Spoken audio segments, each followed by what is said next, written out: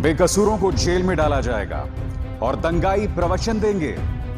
जवाब तो मांगा जाएगा। जब इकोनॉमी धराशायी हो, कूटनीति में भारत पूरी तरह से घिर गया हो, मगर मुख्य धारा की मीडिया में पूरी तरह से सन्नाटा हो, तो जवाब तो मांगा जाएगा ना। नमस्कार, आप देख रहे हैं जवाब मांगा जाएगा। मैं अभिसार शर्मा। आज वाकई में निःशब्द हूं, क्योंकि आज दो तस्वीरें लगातार उत्तर प्रदेश की लॉ एंड ऑर्डर को लेकर, वहां की न्याय व्यवस्था को लेकर उसे लगातार आईना दिखा रहे हैं। उत्तर प्रदेश की बीजेपी सरकार को आईना दिखा रहे हैं, मगर क्या भारतीय जनता पार्टी सरकार को इसकी परवाह है? और जिन दो तस्वीरों की बात कर रहा हूं मैं, वो दोनों तस्वीरें आपकी स्क्रीन पर हैं। पहली तस्वीर, पत्रकार विक्रम जोशी, जो कुछ दिनों पहले गाजियाबाद के थाने जाता है, उसकी भांजी के साथ कुछ गुंडे छेड़खानी कर रहे होते हैं। पुलिस उस मामले को लेकर एफआईआर दर्ज नहीं करती।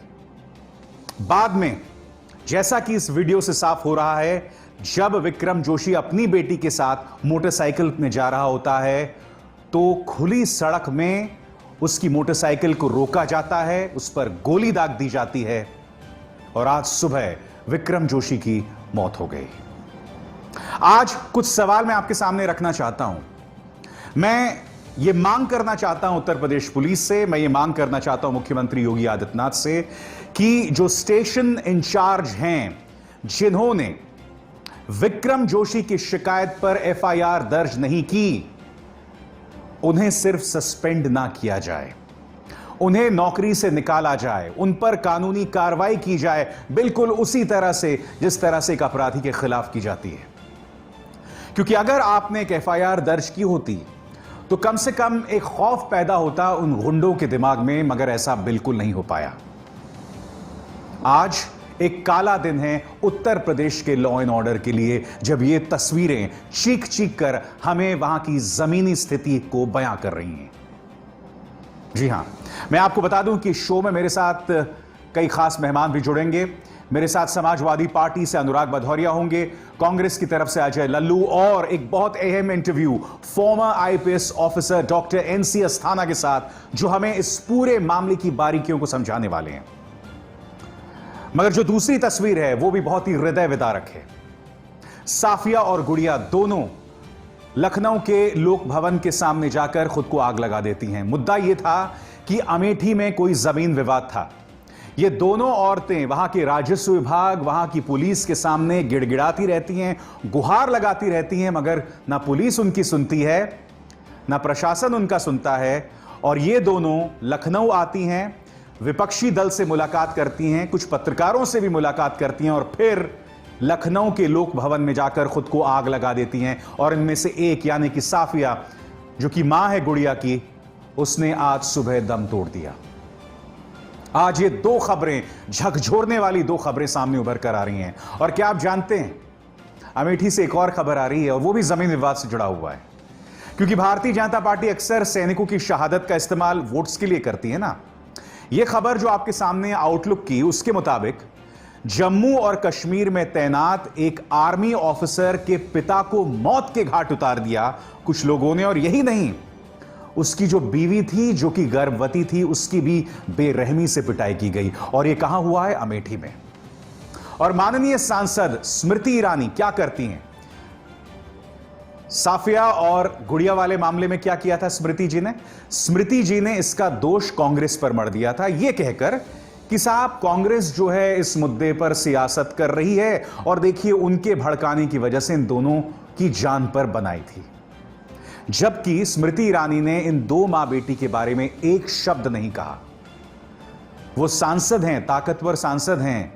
अगर ये चाहती तो इस मुद्दे पर एक बहुत बड़ा असर डाल सकती थी, मगर इस पर भी आपका जो पूरा ध्यान था वो गांधी परिवार पर हमला करना था। इसके जरिए इसके अलावा आपने कुछ नहीं किया। मैं आपको बता दूं कि मैंने इस मुद्दे पर farmer IPS officer doctor NC Asthana से बात की है। क्या कहना है डॉक्टर एनसी अस्थाना का, आप खुद सुनिए। और मेरे साथ जुड़ गए हैं farmer IPS officer doctor NC Asthana. Doctor Asthana, आज उत्तर प्रदेश की निगाह से देखा जाए तो दोहरी शर्म का दिन रहा, क्योंकि एक तरफ पत्रकार विक्रम जोशी, जो अपनी भांजी की शिकायत करने पुलिस थाने जाता है, पुलिस एफआईआर भी दर्ज नहीं करती, उन्होंने दम तोड़ दिया और दूसरी तरफ साफिया अपनी बेटी के साथ वो उत्तर प्रदेश लोक भवन के सामने जाती है और आत्मदाह कर लेती है। आज दोहरी शर्म है क्योंकि इन दोनों को इंसाफ नहीं मिला। मेरा पहला सवाल आपसे और ये बात है विक्रम जोशी मामले में। विक्रम जोशी थाने गए, एफआईआर दर्ज नहीं हुआ। क्या आपको लगता है कि उत्तर प्रदेश प्रशासन को, योगी सरकार को, जो थाना इंचार्ज हैं राघवेंद्र, उनके खिलाफ कड़ी कार्रवाई करना चाहिए और अपराधियों जैसा बर्ताव करना चाहिए? इसमें सबसे भारी गलती जो हुई है पुलिस की तरफ से, जो सबसे बड़ी प्रोफेशनल मिस्टेक हुई है, वो ये है कि 17 तारीख को जब पहली बार ये शिकायत लेकर गए थे तो ललिता कुमारी केस में कॉन्स्टिट्यूशन बेंच का सुप्रीम कोर्ट का आदेश है, कॉग्निजेबल ऑफेंस बनता है, उसमें एफआईआर क्यों नहीं तुरंत दर्ज की गई? ये इसका कोई एक्सप्लेनेशन पुलिस की तरफ से नहीं आ रहा है। देखिए, मीडिया में दो शब्दों का गलत इस्तेमाल हो जाता है। हिंदी अखबारों में और मीडिया में छेड़खानी शब्द का प्रयोग कर दिया जाता है और अंग्रेजी में मैं आज देख रहा हूँ कहीं हरासमेंट लिखा हुआ है। न तो ये हरासमेंट का केस है, अंडर पोशा ये हरासमेंट का केस भी नहीं है और छेड़खानी नाम के कानून में कोई चीज ही नहीं होती है। ये सीधा सीधा 354 मोलेस्टेशन का केस है। मोलेस्टेशन के लिए कोई हिंदी वर्ड नहीं है, मोलेस्टेशन का केस है। मोलेस्टेशन कॉग्निजेबल ऑफेंस है, कॉग्निजेबल ऑफेंस है। तो जब विक्रम जोशी साहब उसकी शिकायत लेकर गए तो तत्काल केस दर्ज किया जाना चाहिए था। ओपन सोर्सेज से जैसा पता चल रहा है कि दूसरी पार्टी को बुलाया गया था शायद थाने, लेकिन थाने बुलाए जाने के बावजूद केस रजिस्टर नहीं किया गया। कॉग्निजेबल ऑफेंस है, इसमें तो गिरफ्तारी भी बनती थी, गिरफ्तारी की बात ही नहीं हुई, गिरफ्तारी बाद में हुई है हत्या हो जाने के बाद। तो पुलिस की तरफ से पहला अपराध ये हो गया कि आपने समय पर केस दर्ज नहीं किया और ऐसा प्रतीत होता है कि उन लोगों ने थाने उनको बुला लिया गया, इस बात को मतलब अपनी इज्जत हतक समझ लिया और संभवतया उसी का बदला लेने के लिए इनकी हत्या कर दी। अब इनकी हत्या जिस तरह से हुई है उससे भी ये पता चलता है कि लोग कितने बेखौफ हैं। मतलब जो सीसीटीवी देखने में आ रहा है उससे तो यही लग रहा है कि पहले आपको गिराया गया, फिर सर पे जाके एकदम सटा के गोली मार दी गई ताकि कहीं से कोई गलती की गुंजाइश न रह जाए। डॉक्टर अस्थाना, मैं आपसे यह भी जानना चाहता हूं क्योंकि देखिए योगी सरकार का फलसफा है ठोक दो। आपको याद है इनकी पूरी एक एनकाउंटर पॉलिसी थी जहां पश्चिमी उत्तर प्रदेश में बड़ी तादाद में लोगों को मौत के घाट उतार दिया गया था और यह हमें कहा गया था कि इसी एनकाउंटर पॉलिसी की बदौलत यूपी के अंदर लॉ एंड ऑर्डर दुरुस्त है। मगर आप भी जानते हैं डॉक्टर अस्थाना इस वक्त यूपी की लॉ एंड ऑर्डर को लेकर हालात क्या है। तो जाहिर सी बात है जब विक्रम जोशी को फिर भी सड़क पर मारा जा रहा है तो यह सवाल उठना तो लाजमी है। सर ये देखिए कि सामान्य आदमी को हो सकता है कि जो बड़े बड़े अपराधी हैं उनसे डरने की आवश्यकता न हो, क्योंकि जो आदमी अगर 2 करोड़ रुपए फिरौती मांगता है किसी का अपहरण करके तो जाहिर है कि मेरा अपहरण करके 2 करोड़ नहीं मांगेगा, क्योंकि मैं देने की स्थिति में नहीं हूं। मारना हो तो मार दो भाई। लेकिन सामान्य आदमी को ज्यादा कष्ट जो होता है वो मोहल्ला लेवल के गुंडे से होता है, जो मतलब मोहल्ले का दादा है, उससे ज्यादा कष्ट होता है क्योंकि प्रायः वो निचले स्तर पर पुलिस वालों से मिला होता है। ये मैं मजाक में ये बात नहीं कह रहा हूं। अगर आप शिलाल शुक्ल जी की राग दरबारी को याद करें तो उसमें एक जगह एक वाकया आता है, महान पुस्तक है राग दरबारी, और वो यूपी काडर के ही अफसर थे इसलिए यूपी की वस्तु स्थिति से वाकिफ थे कि पुलिस ने जब गुंडे को पकड़ लिया तो जनता आश्चर्य करने लगी, पुलिस अगर अपने हमजोलियों के साथ ऐसा सलूक करेगी तो हमारे साथ न जाने क्या करे। तो ये छोटे अपराधियों के साथ वस्तुतः मतलब पुलिस को जिस सख्ती से पेश आना चाहिए था उससे नहीं आती है। मैं इस बात को लिखता भी आया हूं कि पर्टिकुलरली जो ये मोलेस्टर होता है उसके साथ कोई नरमी नहीं बरती जानी चाहिए, क्योंकि आज का मोलेस्टर जो है कल का रेपिस्ट होगा। साफिया वाले मामले में डॉक्टर अस्थाना, जहां एक मां ने उत्तर प्रदेश लोक भवन के सामने खुद को आग लगा दी, उसकी मौत हो गई है। मुद्दा यहां पर सिर्फ वो नहीं है डॉक्टर अस्थाना, मुद्दा यह है जब ये मामला सामने उभर कर आया था तो यूपी पुलिस ने यह आरोप लगाया कि कांग्रेस के नेताओं ने उन दोनों को उकसाया होगा बगैर किसी प्रमाण के। ऊपर से अमेठी से जो सांसद है स्मृति ईरानी, वो ये ट्वीट करती हैं कि इस पार्टी से क्या उम्मीद की जा सकती है। बजाय कि उन मां बेटी के दर्द को संबोधित करें इलाके की सांसद, उस पर सियासत खेली जा रही है और बगैर प्रमाण के यूपी पुलिस ये कह रही है कि कांग्रेस के नेताओं ने उन्हें उकसाया। तो ये क्या जतला रहा है एक तरह से कि प्रायोरिटीज क्या है प्रशासन की, यूपी पुलिस? सर, प्रायोरिटीज से ज्यादा ये संवेदनहीनता का प्रमाण है। किसी ने अत्यंत हताशा में आत्महत्या का प्रयास किया और प्राण चले भी गए, उसमें यह कहना कि किसी ने भड़काया होगा, देखिए ये बात, वो दोनों महिलाएं नितांत अनपढ़ तो नहीं थी, उनका एजुकेशनल स्टेटस नहीं पता है, लेकिन नितांत अनपढ़ नहीं थी। ये मानना गले के नीचे नहीं उतर सकता है कि उनको किसी ने चढ़ा दिया कि तुम जाके लोक भवन के आगे अपने को तेल छिड़क के आग लगा लो तो तुम्हारा काम हो जाएगा। जब तेल छिड़क के हम मरी गए तो काम होने न होने का मतलब क्या होता है? ऑब्वियसली ये दोनों बातें जो हैं वो म्यूचुअली कॉन्ट्राडिक्टरी हैं, ये सही नहीं हो सकती हैं। तो ये किसी के ऊपर भी आरोप लगाना संभव नहीं है कि तुमने उसने चढ़ाया होगा कि जाके आत्महत्या कर लो। इट डजंट मेक सेंस, क्योंकि जब आत्महत्या हो ही गई तो लाभ किसको मिलेगा? और इतना मतलब कोई दूर की तो नहीं सोच सकता है ना कि हम अगर लोक भवन के सामने जाके आत्महत्या करेंगे तो सरकार के ऊपर सवाल उठेंगे। मेरे तो प्राण चले ही गए, उसके बाद सरकार के ऊपर आरोप लगे न लगे, सरकार कटघरे में आए या न आए, उससे क्या फर्क पड़ता है? तो ये दोनों पक्ष से जो बातें कही जा रही हैं, पुलिस की तरफ से और सांसद की तरफ से, ये स्वीकार्य नहीं है। डॉक्टर अस्थाना, मैं आपसे ये भी जानना चाहता हूं, विक्रम जोशी की मौत में 9 आरोपी हैं, जिसमें एक मुसलमान है। इस वक्त मैं अपने दर्शकों को स्क्रीन पर दिखा रहा हूं कि एक समाचार एजेंसी ने जानबूझकर इनमें से एक शख्स का मुद्दा उठा के, जो कि एक मुसलमान है, शाकिर जिसका नाम है, उसका मुद्दा उठा के उसे बढ़ा चढ़ा के पेश कर रहे हैं। और बात यहां नहीं रुक रही है। भारतीय जनता पार्टी के सबसे विवादित प्रवक्ता संबित पात्रा इसी मुद्दे को उठाकर ट्वीट भी कर रहे हैं, जो आपके स्क्रीन पर है। यानी कि इस मुद्दे में भी हिंदू मुस्लिम ढूंढ लेना, जबकि साफ तौर पर यहां पर रवि नाम का शख्स वो मुख्य आरोपी बताया जा रहा है। इस मुद्दे को भी गोदी मीडिया हिंदू मुस्लिम कर रहा है और सत्ता पार्टी जो हिंदू मुस्लिम कर रही है। सर देखिए, इसमें सरकार से कहीं ज्यादा दोष जो है प्रशासन का है। प्रशासन सरकार के अधीन है, केवल इसलिए सरकार को उसमें चिपका लेना मतलब बहुत तर्कसंगत नहीं है। मैंने प्रशासन को 38 साल से देखा है, और प्रशासन जो है वो स्थायी चीज है, सरकारें अस्थायी चीज होती हैं। जो प्रशासन की, पुलिस की, रेवेन्यू डिपार्टमेंट की, चाहे कोई भी डिपार्टमेंट हो, उनकी जो एपैथी है, उनकी जो संवेदनहीनता है, वो सुप्रीम है। वो ऊपर कोई भी बैठा रहे, उससे उनके ऊपर कोई असर नहीं पड़ता है। जो आप जिस न्यूज रिपोर्ट की बात कर रहे हैं वो मैंने भी देखी है, और उसके खंडन में किसी ने ट्विटर पे डाला भी अपराधियों की लिस्ट बनाकर कि कौन कौन गिरफ्तार हो चुके हैं। और जिस प्राणी का जिक्र किया जा रहा है कि कमालुद्दीन का लड़का है, तो कमालुद्दीन का लड़का पहले ही गिरफ्तार दिखाया जा रहा है। तो उन्होंने यही प्रश्न उठाया था ट्विटर पर कि आप गिरफ्तार आदमी की गिरफ्तारी की मांग कर रहे हैं, और 9 अपराधियों में केवल एक अपराधी को चिन्हित करके उसकी बात करना, वो तो मतलब प्रत्यक्ष ही था कि वो उनकी नीयत क्या है। दैट वाज अनवारंटेड, वो करने की कोई जरूरत नहीं थी। लेकिन ये सरकार और प्रशासन का अंतर मैं सर आपको स्पष्ट कर देना चाहता हूं कि प्रशासन का दोष कहीं ज्यादा है। इनफैक्ट मेरा ये मानना है कि नेता किसी भी पार्टी का हो, लेकिन कितनी ही बार वो ज्यादा कॉम्पैशनेट होता है, ज्यादा कॉमन सेंस रखता है। नेता के पास जाके हाथ पैर जोड़िए तो संभवतः काम कर भी दे। सरकारी अफसर इतना निष्ठुर होता है कि उसके बाद आप जमीन पे जाके दंडवत भी कर दीजिए तो भी काम नहीं करेगा, क्योंकि सीधी सी बात है कि प्रशासन की गाड़ी जो है वो केवल 2 फ्यूल पे चलती है। एक फ्यूल पैसा, दूसरा फ्यूल सिफारिश या पैसे में, दोनों में से एक का होना आवश्यक है।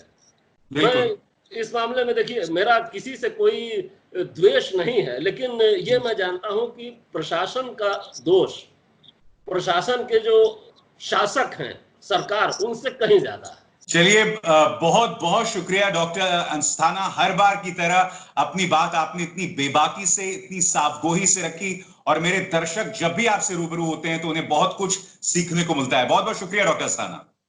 Thank you sir. यही नहीं, इस मुद्दे पर सियासत भी बहुत गर्म हो गई है। हम आपको बता दें, कांग्रेस नेता अजय लल्लू ने मुख्यमंत्री योगी आदित्यनाथ पर करारा प्रहार किया है और मुख्यमंत्री योगी आदित्यनाथ से कह दिया है कि आपसे उत्तर प्रदेश का लॉ एंड ऑर्डर नहीं संभल रहा, अब आप वापस गोरखपुर चले जाएं। क्या कहा उन्होंने, आइए सुनते हैं। उत्तर प्रदेश के कानून व्यवस्था का यही आलम है।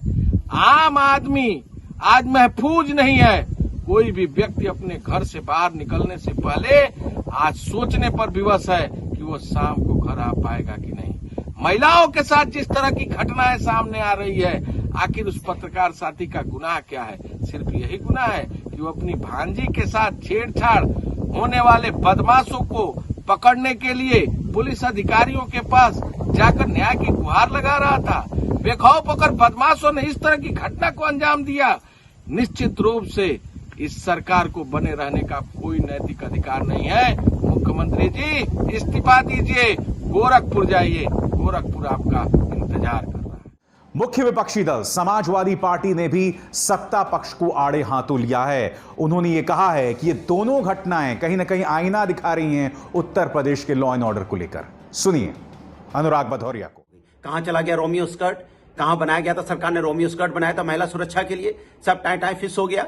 आज उत्तर प्रदेश के अंदर में अपराधी, गुंडाराज, जंगल राज खुलेआम चल रहा है। कोई किसी को भी आके ठोक दे रहा है। ठोकना तो इतना आसान हो गया जैसे लगता है उत्तर प्रदेश में कोई सरकार ही नहीं है। राम राज की बात करने वाले आज कहते राम राज की कल्पना कर रहे थे, आज यहाँ पे जंगल राज हो गया, गुंडों का राज हो गया। कोई किसी को किसी वक्त आके ठोक दे रहा है। विक्रम जोशी की मौत से मैं इसलिए भी व्यथित हूं क्योंकि विक्रम जोशी मेरी ही तरह एक पत्रकार थे। मगर मैं आपसे एक चीज कहना चाहूंगा, विक्रम जोशी की मौत पर इसलिए आंसू मत बहाइए क्योंकि विक्रम जोशी थे या विक्रम एक पत्रकार हैं जो कि गाजियाबाद में रहते हैं। नहीं, सिर्फ इसलिए नहीं, क्योंकि मैं आपको बता दूं, जब नागरिकता बिल के खिलाफ उत्तर प्रदेश में आंदोलन चल रहा था तब इसी तरह से यूपी पुलिस ने कम से कम 24 लोगों को मौत के घाट उतार दिया था। और जानते हैं गोलियां कहां लगाई गई थी? यहां पर और यहां पर, यानी कि छाती पर और सिर पर गोली मारी गई थी प्रदर्शनकारियों को। जबकि आप जानते हैं अगर आपको प्रदर्शनकारियों को पर काबू पाना है और गोली चलानी ही है तो आप उनकी टांग पर गोली मार सकते हैं। मगर किस कदर नाक्रोश था, किस कदर गुस्सा था पुलिस वालों में कि उन्होंने इसी तरह से 23-24 लोगों को मौत के घाट उतार दिया था। तब मैंने वो मुद्दा उठाया था। यही नहीं, क्योंकि योगी पुलिस का तो फलसफा है ना कि ठोक दो, और इन्होंने जो ढेरों एनकाउंटर्स किए थे उसके बिना पर ये हमेशा कहते रहे कि यूपी का लॉ एंड ऑर्डर सुधर गया है। तब मैंने लगातार उस पर भी सवाल उठाए थे और मैं आपको बताता हूं क्यों। देखिए, अगर आप एक बहुत ही कट्टर अपराधी को मौत के घाट उतार दें तो बात समझ आता है, मगर ऐसी ढेरों मिसालें सामने थीं जहां पहले व्यक्ति को पकड़ा जाता था, उसकी सारी हड्डियां तोड़ दी जाती थीं और फिर उसे मौत के घाट उतार दिया जाता था। कई ऐसे मामले थे जहां आपसी रंजिश के चलते किसी को मौत के घाट उतार दिया गया था। और यह किसी भी सूरत में लॉ एंड ऑर्डर की बेहतरीन तस्वीर तो नहीं हो सकती ना, क्योंकि आज की तारीख में कोई फुरकान है, आज की तारीख में कोई विक्रम जोशी है, मगर कल जो आप अपने घरों में सुरक्षित बैठे हुए हैं, आपके साथ भी ऐसा हो सकता है, मेरे साथ भी ऐसा हो सकता है। आज मेरा कॉन्फिडेंस अंदर से पूरी तरह से हिल चुका है क्योंकि विक्रम जोशी अपनी भांजी के साथ जो छेड़खानी हो रही थी उसको लेकर शिकायत करने गया था। और आप जानते हैं कि हमारे देश में एक हकीकत है जहां लड़कियों के साथ छेड़खानी होती है, बदतमीजी होती है, मॉलेस्टेशन होता है, रेप होता है। एक आम इंसान करे तो करे क्या, पहले उस पर यह अत्याचार हो और उसके बाद अत्याचारी इस तरह से खुली सड़क में उसे मौत के घाट उतार दें। कुछ देर के लिए हम इसे अगर सियासत से ऊपर रखें तो मैं चाहूंगा कि तमाम राजनीतिक दल इस पर विचार करें, क्योंकि जब यही बीजेपी विपक्ष में होती है तब वो कानून व्यवस्था को लेकर सवाल उठाती है। आज जब आप सत्ता में हैं तो हालात बद से बदतर हैं। आपके पास हालांकि एक तुरुप का पत्ता है, जैसा मैंने जिक्र किया था छद्म राष्ट्रवाद का। अभी 5 अगस्त को अयोध्या में शिलान्यास होने वाला है राम मंदिर का, भूमि पूजन होने वाली है राम मंदिर की। देश की जनता सब भूल जाएगी कोरोना को लेकर आपको कितनी तकलीफें हुई, किस कदर खराब प्लानिंग हुई, किस तरह से चीन आज भी, जी हां आज भी हमारी जमीन पर कब्जा किए हुए है, किस तरह से यूपी में लॉ एंड ऑर्डर बिखर गया है। इन तमाम चीजों को लेकर आप भूल जाएंगे, मगर हम तो नहीं भूलने वाले हैं साहब। जवाब तो मांगा जाएगा। अगर आपको हमारे वीडियोस पसंद आए तो प्लीज लाइक करें, सब्सक्राइब करें और शेयर करें।